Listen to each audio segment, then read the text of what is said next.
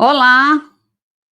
Hoje eu vou falar sobre as mudanças que ocorreram no BPC no finalzinho de 2024.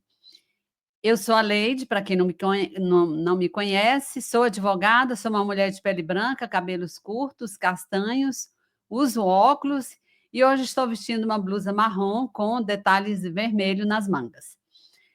Como eu sempre digo, este aqui é um espaço para a gente falar de forma simples e descomplicada sobre o direito da pessoa com deficiência. Então, se você é uma pessoa com deficiência, quer ficar bem informada sobre os seus direitos, não deixe de se inscrever aqui no canal, de curtir a live e de compartilhar também, porque assim você faz com que mais pessoas tenham a possibilidade de também ficar atualizada a respeito dos direitos da pessoa com deficiência.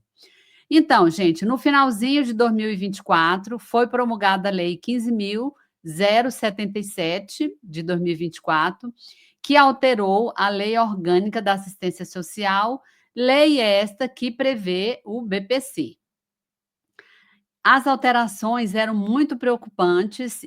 Na época, eu cheguei a fazer um vídeo explicando cada proposta que estava ali naquele projeto de lei. Mas devido às pressões que foram feitas pelas pessoas com deficiência, pelas entidades de pessoa com deficiência, acabou que a lei foi promulgada mais suave. Então, nem todas aquelas alterações iniciais foram aprovadas e até tendo sido aprovada, chegou lá no presidente da República, algumas delas foram vetadas. A nova legislação, ela introduziu três mudanças principais que eu vou falar aqui para vocês. A primeira dela é a exigência de CID na ocasião da avaliação, então é necessário agora que conste o CID da deficiência. Isso não é legal porque ainda estamos tratando de modelo médico quando a Lei Brasileira de Inclusão trata, né, da avaliação biopsicossocial, que é esse modelo social da deficiência e não o modelo médico. Mas, ainda que o BPC está falando de CID, então é o modelo médico. Obrigatoriedade do CAD único e de sua atualização, porque descobriu-se agora que muitos beneficiários do BPC não tinham o cadastro único lá no CRAS. Então, agora é uma exigência para receber o BPC, a pessoa tem que estar inscrita no cadastro único e esse cadastro deve ser atualizado a cada 2 anos. E biometria obrigatória. Então, agora todo beneficiário não só do BPC, mas do BPC e de outros benefícios da Previdência Social, deve ter a biometria, é obrigatório. Então, vamos lá ao que diz essa nova lei, no que a lei da assistência social foi alterada. A Lei Orgânica da Assistência Social passa a vigorar com as seguintes alterações. Artigo 6º F, parágrafo 6º. O cadastro único para programas sociais do governo federal, CAD único, coletará informações que caracterizem a condição socioeconômica e territorial das famílias, as quais serão objeto de checagem de outras bases de dados, nos termos estabelecidos em ato do Poder Executivo Federal. Então, essas informações vão coletar todos esses dados aí que são necessários para traçar esse perfil do beneficiário do BPC. Artigo 20, parágrafo 2º-A. A concessão administrativa ou judicial do benefício de que trata este artigo, a pessoa com deficiência fica sujeita à avaliação nos termos do regulamento. Então, tanto a concessão administrativa, que é aquela que você faz por meio do INSS, quanto as concessões judiciais, que são aquelas que, tendo o INSS negado o benefício, a pessoa entra com ação judicial e o judiciário concede esse benefício, mesmo assim está dizendo que vai depender desta avaliação, e essa avaliação vai ter que constar lá também o CID. Parágrafo 3º-A. O cálculo da renda familiar considerará a soma dos rendimentos auferidos mensalmente pelos membros da família que vive sobre o mesmo teto. Lembra que aqui a proposta previa mudar esse conceito de família. Então, mesmo o familiar não morando sob o mesmo teto, a renda dele, se ele contribuísse de alguma forma, ia entrar no cálculo para a concessão do benefício. Mas, devido às pressões que foram feitas, essa alteração ela ainda saiu da proposta no Congresso Nacional. Então, ficou assim: o cálculo da renda familiar considerará a soma dos rendimentos auferidos mensalmente pelos membros da família que vivam sob o mesmo teto. Então, tem que viver sob o mesmo teto, ressalvadas as hipóteses previstas no parágrafo 14 deste artigo, nos termos estabelecidos em ato do Poder Executivo Federal, vedadas deduções não previstas em lei. Mas aí consta isso agora, que para deduzir a renda desse cálculo, tem que ter uma previsão legal, tem que ter uma lei dizendo que aquela renda não entra no cálculo do benefício. Tais como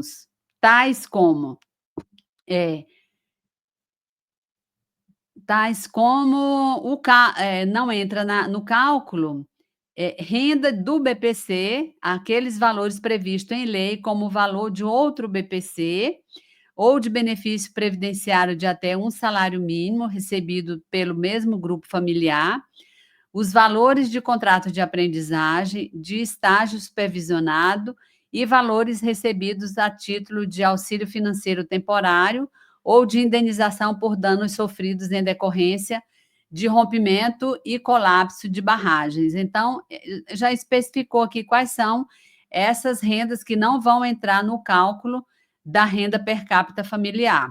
São, repetindo, o outro BPC recebido por membro da família, ou um outro benefício de até um salário mínimo, e também a renda do contrato de aprendizagem, a renda do estágio supervisionado e valores recebidos a título de indenização ou esses auxílios temporários, que aí você recebe ali uma vez e não recebe mais.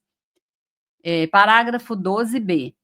Na impossibilidade de registro biométrico do representante, né, do requerente, ele será obrigatório ao responsável legal. Então, se o se o beneficiário, ele não pode fazer a biometria, essa biometria terá que ser feita pelo seu responsável legal. Então, é obrigatório. Ou a pessoa ou o seu representante legal terão que fazer a biometria.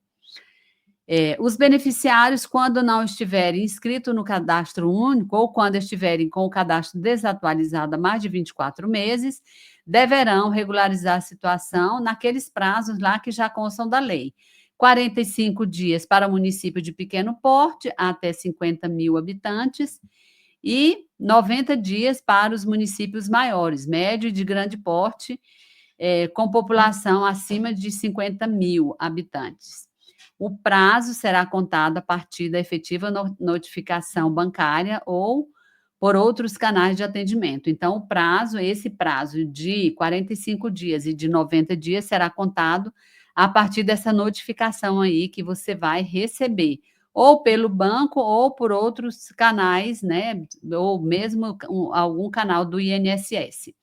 Enquanto não estiver regulamentado o instrumento de avaliação, que é a avaliação biopsicossocial, a concessão do benefício de prestação continuada à pessoa com deficiência ficará sujeita à avaliação do grau da deficiência e do impedimento de que trata o parágrafo 2º do artigo 20 desta lei.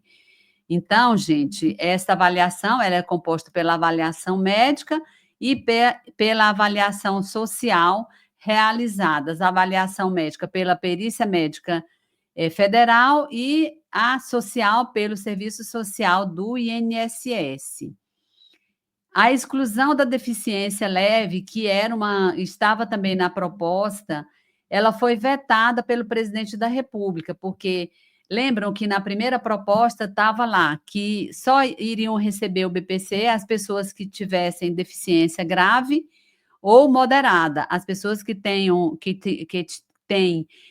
deficiência leve não seriam, né, alcançadas mais pelo benefício. E isso não está valendo porque essa proposta foi vetada pelo presidente da República. Então, independente do grau de deficiência, a pessoa vai receber, né, o BPC, desde que atenda lá o critério da renda, claro. E aí, assim, fazer essa reflexão com vocês, o tanto que é importante as pessoas se mobilizarem diante dessas propostas que aparecem aí para a retirada dos direitos das pessoas com deficiência.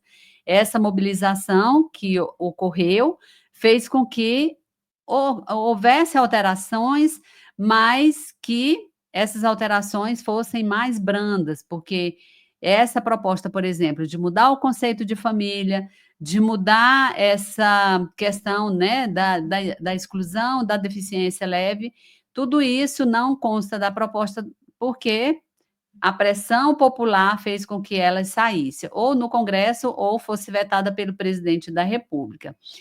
E um alerta aqui, uma informação que o INSS diz que lançou uma ferramenta no site Meu INSS, lá no aplicativo, ou pelo site do INSS, para auxiliar os beneficiários a saberem se estão ou não em dia com o CAD único. Então, você tem essa ferramenta lá que você pode verificar se você está, né, com o seu cadastro pendente, se você não tem o cadastro ou se ele está desatualizado. De qualquer forma, é uma informação que você vai ter lá no aplicativo ou no site, mas se não tiver ok, se você não tiver, né, regularizado, o seu cadastro não tiver regularizado, você vai ter que procurar um CRAS para fazer essa regularização, ok? Então, essa é uma informação dada pelo próprio INSS. Então, a atualização feita, hoje era isso. No próximo vídeo, provavelmente eu vou falar sobre o passe livre, porque eu tenho recebido muitas perguntas. Já tem vários vídeos falando de passe livre, mas as pessoas continuam sem conseguir o acesso ao passe livre depois das alterações que foram feitas, dessa implantação do sistema online. E aí eu vou voltar a esse assunto, então, provavelmente no próximo vídeo, ok? Então era isso, e eu te vejo no próximo vídeo. Tchau, tchau.